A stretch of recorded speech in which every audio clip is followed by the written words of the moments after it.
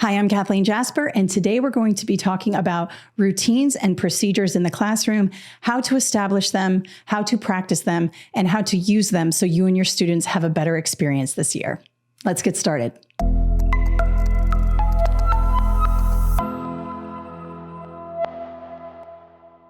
As humans, we love our routines and procedures.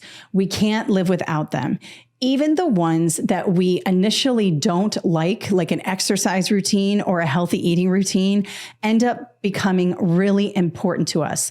Think about it. When you go on vacation and you're completely off the rails and you're out of your routine, don't you say to your family or friends, I can't wait to get back home and get back into my routine. It's just the way we are as human beings. Even my dog loves her routines. She knows when it's 5 o'clock and it's time to eat. She knows what time she goes out for a walk. It's just part of the way we are. So why not apply that same thing for our classrooms? And it makes for better classroom management and a better experience when we establish these routines and procedures early and practice them so that students can meet our expectations. They want structure. They're dying for it. So make sure you give your students and yourself that structure you both need so you can have an awesome experience during the school year. So how do we do that? It's a lot easier said than done. You've got 20 kids, 30 kids. Some of you have 80 or 90 kids if you're PE. You have so many students in the classroom. And so how do you get all these kids to do what you want them to do? Well, it's pretty simple in practice, and these simple approaches work as long as they are practiced and reinforced over and over again. So first thing you're going to want to do is figure out what routines are very, very important to your classroom. For example, entering the classroom is probably one of the most important procedures or routines.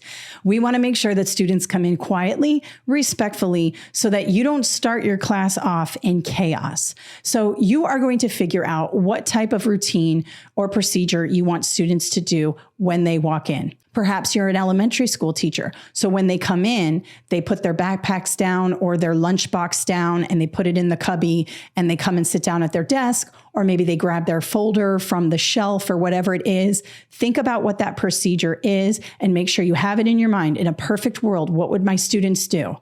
And just start to think that and list it down. Number 1, walk over the threshold quietly and respectfully. Number 2, put your backpack on the hook, your lunchbox in the cubby. Number 3, walk over to the folder station and grab your folder. Number 4, come and sit down at your desk. You may say, gosh, that's pretty explicit. I mean, isn't it common sense that they would go and sit down? No. It's not common sense. I assure you, even with adults, it's not common sense. Be sure that you have in your mind the explicit instructions you want to give your students and then write them down step by step on how you want them to happen. Now, once they've grabbed their folder or they've come into the classroom and sit down, then they have a small mini assignment. That was really important for me as a teacher. So I would have something on the board. I called it the bell ringer, and it would have the date, the today's date on it.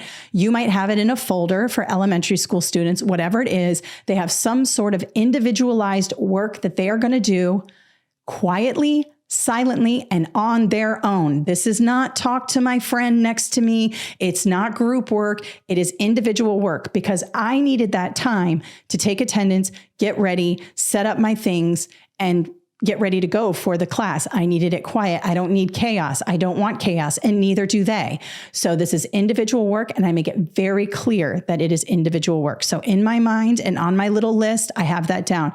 Individually do the bell ringer on the board. Now, don't forget the last part. In a perfect world, you are going to want students to remain quiet even if they finish their piece of individual work before anyone else does. This is a problem a lot of teachers run into. They forget that some students are going to race through the work and be like, I'm done. I'm going to socialize now. And they start talking to their peers. We don't want that. So there should be another step in a perfect world. If the student finishes early, the student will do this. So maybe it's take out their book and read that on their own. Maybe it's work on another assignment that they have in your classroom. Whatever it is, make sure there is a little follow-up activity so that they are kept busy and stay quiet when you need them to remain quiet. And finally, in a perfect world, you would then get done doing what you need to do, the housekeeping tasks and the administrative tasks that you need to do. You stand up from your desk, you walk to the front of the room, and that's when your students look up at you and wait for instruction. Then it is time to actually communicate this to your students. Once you've come up with your procedures and routines, you've written them down, you've sort of walked through them in your classroom. Now it's time to, how would I list these out for my students explicitly so they know exactly what I want them to do? So in clear, plain language, you are going to list them. You might have them written on the board. You might have them as a handout. Either way, both ways are good. So it just depends on what you want to do. You want to make sure that there is a step-by-step process for your students to reference when they are going through the procedure. Again, it's not common sense. We need to tell them exactly what the expectation is. The next part is you might model the procedure for the students. Modeling is very powerful. Give them an example. So walk through the door, put your backpack down, put your lunchbox in the cubby, walk over and get the folder. If you're a high school student, walk in, sit down, look at the bell ringer on the board. You might say, oh, I finished early. What do I do now? Oh, let me take out my book and read silently. Am I talking to my shoulder partner? No, I am not. I am staying on task. I am quiet. I am waiting for instruction from the teacher. Now, once you've communicated it step by step, talked about it step by step, modeled it step by step, now it's time to practice it step by step. And so you're going to get up from the desks, head outside, and enter the classroom, going through the steps. You might even have to call it out. All right, you just did step 1. What's step 2? Put the backpack down. Awesome. What's step 3? Grab the folder. Great. Grab the folder, sit down. What's step 4? Open the folder. What's step 5? You go through it over and over again. Then you might release them to try it on their own. Okay, let's go back outside the door and let's try it on your own. I'm going to stand right here and you guys try to do it on your own. And they come in and it's a hot mess. And you think to yourself, we just went over this. I gave them instructions.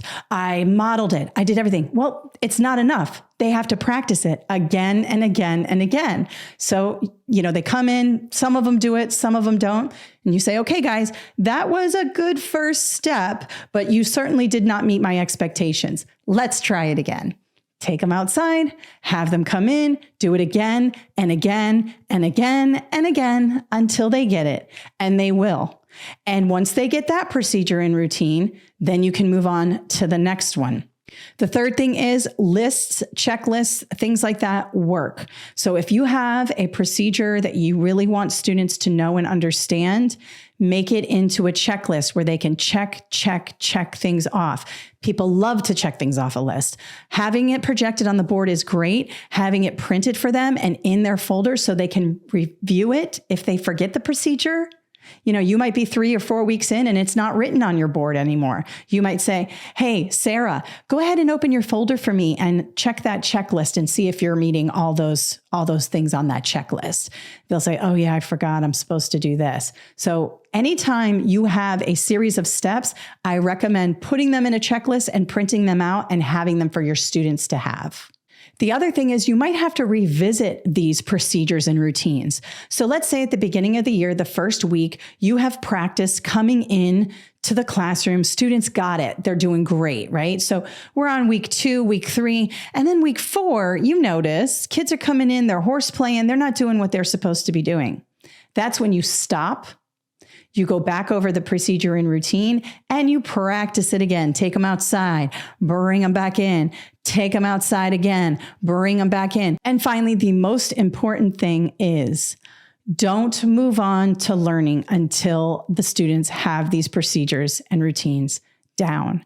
Now, I did mention that before learning can happen, there has to be good classroom management in place. All right, so just to recap, you are going to think about the 3 to 5, 10 procedures and routines you want to have in your classroom. Obviously, elementary school teachers are going to have more routines than a high school teacher, but I want you to think in your mind, what do I want students to do? Walking in the classroom, perhaps cooperative learning, centers, whatever it is, figure out those pieces of the day that you're going to need students to follow a procedure. Next, you are going to write down, in a perfect world, how would your students act? List every single step. Don't skip any steps. Don't think common sense. Oh, they should know that. Nope, nobody knows it. Write it all down. Next, you're going to actually walk through it and see how it works. Does this work? Okay. Will there be a bottleneck here? I don't know. Just go ahead and walk through it and see if it works and see if you skipped any steps. Next, you're going to modify it and write it out in simple language so that students understand it and can follow it. So quick and easy sentences, very direct, very to the point, so students can meet the expectation. Next, you're going to model the process. Students are going to sit there. They're going to look up at you. They're going to watch you come in the door. They're going to watch you put your backpack down. They're going to watch you grab the folder, and you're going to maybe model it a couple of times. Who knows? Just make sure you model the procedure.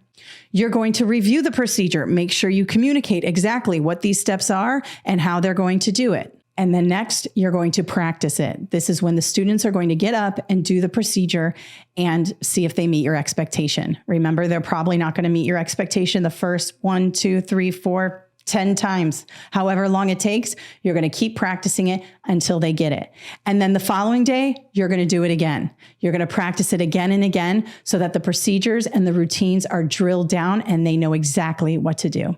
And then finally, you'll revisit these procedures and routines whenever needed. If students need a refresher, you will be there to help guide them during that process. Remember, this takes practice, and you might get a little pushback from students. That's okay. It's your classroom. You need to establish what you want students to do so they can meet that expectation. And one last thing, celebrate success. When your students do what you ask them to do and they meet the expectation, congratulate them. Let them know how good that makes you feel and how much better your classroom is going to run because they did the procedure and routine. Let them know how important this is in order for them to have the best learning experience possible. Now, remember, I have a webinar for how to start your school year off with success. You can register for that webinar. There is a link in the description of this video. And when you register, you can gain access to that webinar and all the tips and tricks I have for you in starting your school year off with success, which includes classroom management and everything we talked about in this video.